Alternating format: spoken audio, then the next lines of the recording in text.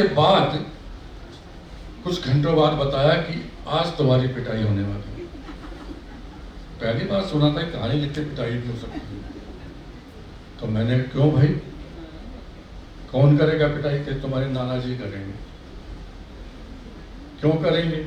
कहते हमने वो कहानी उनको दे दी और बच्चों तुमने उसमें जो है ना फलाने भाई लड़की का नाम भी लिखा है और ये भी तमाम। वो कहानी जैसे थी 14-15 साल की उम्र में कहानी। मैंने अपने जानबूझ के अपने संकलन जो आया है अभी कहानी उसमें होती है, उस कहानी को बेकार की सी कहानी है वो। तो मैं डर गया और नाना जी ने मुझे सचमुच में बुलाया और मुझे पूछा कि तुमने लिखी है? अब मेरी माँ की ऐसे संस्कार थे कि माँ ने हमेशा ये कहा था कि कुछ भी हो जाए तुम्हें सच बोलना है। और वो रह गई बात। मैंने कहा मैंने लिखी है। नाना जी ने दोबारा पूछा, सच बताओ कि तुमने लिखी है? मैंने कहा मैं समझा तो नहीं, लेकिन मैंने कहा जी हाँ मैंने लिखी है। नहीं, मैं जानना चाहता हूं तुमने कहां से नकल की। मैंने कहा कहीं से नहीं, मैंने तो अपने मन से लिखी। और जब ये सुना तो नाना जी ने कहा शाबाश, लिखते रहा तो जब भी दोबारा बना। ये मैंने आप सबको इसलिए भी सुनाया है कि हम अपने घरों में बहुत बार पढ़ाई से हट करके, टेक्स्ट बुक से हट करके बच्चों को पढ़ते हुए को देखते हैं, लिखते देखते हैं, तो बहुत बार हम उनको अपने तरीके से कहिए, संतुलित भी क्या हो तो वो बताइए, लेकिन उनकी प्रतिभा को, सृजनात्मक प्रतिभा को कभी मत रोकिए। और उसके बाद इसके साथ जुड़ा हुआ मैं दूसरा किस्सा सुना देता हूं।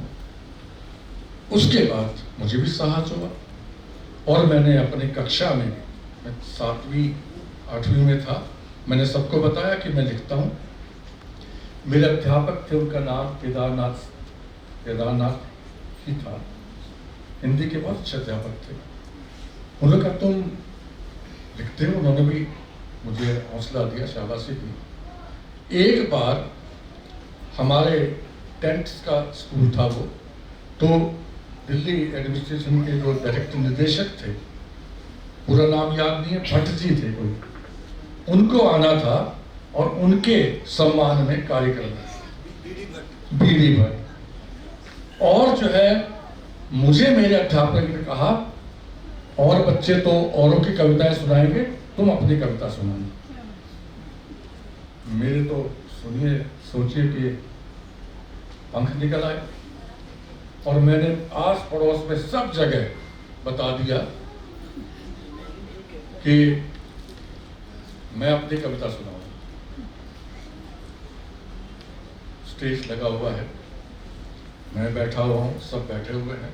पहले उनके सम्मान में बातें हुई, बच्चों ने कुछ कार्यक्रम किया, मैं अपनी बारी की प्रतीक्षा करता रहा और अंत तक मुझे नहीं बुलाया गया। जब अंत तक नहीं बुलाया गया तो क्या हो सकता है मेरे मन पर, आप सोच सकते हैं। उस मुझे नहीं बुलाया गया, इससे ज्यादा मुझे डर क्या था, मैंने पूरे मोहल्ले में बता दिया। वो क्या कहेंगे, कितना बड़ा मजाक बनेगा मेरा। मैं आया, नाना जी के पास गया, नाना जी को सारा किस्सा बताया, लगभग रोते हुए। और तब नाना जी ने कहा ये तो बहुत अच्छी बात हुई तुम्हारी, यही तो परीक्षा है, इसके बावजूद तुम लिखते रहोगे तो देखना तुम्हें सब बुलाएंगे। हमारे जीवन में बहुत सारे मोड़ होते हैं, सब में प्रतिभा होती है। हमारे यहाँ तो शास्त्र में कहा गया है कि केवल रचयिता जो है ना, रचने वाला ही नहीं होता है, उसको समझने वाला साहित्य भी एक तरह से रचनाकार ही होता है। साहित्य नहीं हो तो रचना लिखने की प्रेरणा भी कहाँ से मिलेगी? हर आदमी चाहता है। देखिए, बहुत अच्छी कही थी रेणु ने बात कि अपने से जो प्यार करता है वही तो दूसरों से प्यार करता। प्यार की पहचान वहां से बनती है। जब तुलसी कहते हैं स्वांता सुखाय, वो स्वांता सुखाय का अर्थ वो स्वार्थी या मोह वाला नहीं है। वो ये मुझे अपनी रचना से जब तक अपने उसकी सार्थकता का एहसास मुझे नहीं होगा तो फिर मैं दूसरों को क्या? आप जो कर रहे हैं वो बड़ा काम कर रहे हैं, महत्वपूर्ण काम कर रहे हैं, सार्थक कर रहे हैं। ये जब तक मन में एहसास नहीं है तब तक हम फिर, क्योंकि सबसे पहले कोई शक नहीं है कि मैं लिखता इसलिए हूं कि मुझे लिखना है। इसलिए नहीं लिखता कि मुझे महायज्ञ में बुला लेंगे या मुझे लाली पत्रिका में जो है छाप देंगे या मुझे इतना बड़ा पुरस्कार मिल जाएगा। नहीं लिखते इसके लिए।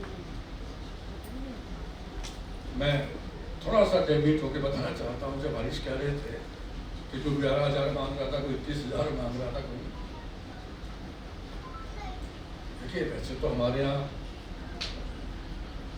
अर्थ, काम, मोक्ष, यश, ये सारी ही चीजें जुड़ी हुई हैं हमेशा। एक स्टेज पे आके मुझे भी कभी हम लोगों का साथ सुविधा ये रही कि हम लोगों के लिए लेखन जो है वो कमाने का धंधा नहीं रहा था, मजबूरी व्यवस्था नहीं, कईयों के लिए रही भी है। नागार्जुन ने एक बार बताया, बहुत बड़े कवि हैं नागार्जुन, सुना होगा, कि भाई मैं प्रकाशक से कहता हूँ किताब मैं दे रहा हूँ लेकिन पहले आधे पैसे रख दो। उनकी आजीविका का साधन था। मैं उसको इस रूप में जरूर कहूंगा, क्योंकि हम प्रकाशक को देखते हैं, प्राय अनुभव जो है सबके साथ नहीं, अच्छे बुरे होते हैं, लेकिन कागज जिससे खरीदता है उसको पैसे प्रकाशक को देने पड़ते। कागज वाला भी व्यवसायी है, वो नहीं छोड़ेगा। जिससे प्रिंट करवाते हैं उसको भी देने पड़ेंगे आपको। वो कहता मैं कोई यहाँ सेवा करने के लिए थोड़ी लगा। जिल्द जिसको बांधेगा उसको भी आपको देने पड़ेंगे। यहां तक कि अमेजन, फ्लिपकार्ट या दूसरे किसी भी माध्यम से बेचना चाहेंगे आपको उसको कमीशन देनी पड़ेगी। बस इतना जान लीजिए कि अगर मैं पूछता हूं, मेरी बहुत सारी चीजें पाठ्यक्रम में लगती है, कुछ लगती है, मुझे ये बता दीजिए आप इसको जो पुस्तक को दे रहे हैं इससे व्यवसाय करने जा रहे हैं या चैरिटी? वो कहता मैं इससे व्यवसाय कर रहा हूं, मैं कमा रहा हूं। कमा रहे हैं तो फिर आपको जिसने लिखा है उसको भी देना चाहिए। और अगर आप चैरिटी कर रहे हैं, डीएवी जैसी संस्था ने मुझे कहा कि सर ये किताब जो है ना व्यवसाय के लिए नहीं, हम सारे अपने स्कूलों में पढ़ाते हैं लेकिन इसको चैरिटी समझिए। मैंने कहा बहुत शौक से लीजिए आप और लीजिए, बस हाँ प्रेज जरूर दे दीजिए कि भाई ये किसकी कविता है, क्योंकि बच्चों को पता होना चाहिए।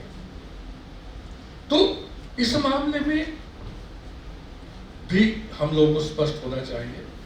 कहीं जैसे अब ये महायज्ञ, इन्होंने एक प्लेटफॉर्म भी दिया और एक कविता के हित में, साहित्य के हित में इतना बड़ा आयोजन, घर फूंक तमाशा एक तरह से देने वाली बात है। तो वहां तो हम लोगों का फर्ज बनता है कि भाई हम जिस भी रूप में सहयोग दे सके हमें देना चाहिए। व्यवसाय अगर कर रहे हैं तो बात देखिए, तब सोचना पड़ेगा कि नहीं, जिसकी मूलतः कोई किताब आती है तो जो बुनियादी चीज है वो तो लेखन है ना, सृजन।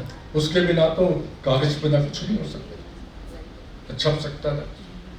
बहरहाल मैं बहुत ज्यादा नहीं बोलूंगा, लेकिन मैं एक बात हमेशा हर जगह कहता हूँ, वो मैं जरूर कहूँगा। देखिए, इंजीनियर हो, डॉक्टर हो, कुछ भी हो, हमारे मित्र लक्ष्मी शंकर वाजपेयी बैठे हैं, तो हिंदी स्ट्रीम के है ही नहीं। सही बात। ये तो विज्ञान सा है। यानी साहित्य एक ऐसी चीज है जो सबका है, वो सबको अपनाता है, सब उसमें रख सकते हैं, क्योंकि साहित्य वो चीज है जो मनुष्यता को बचाता है। क्या बात है। मनुष्यता कहां बची हुई है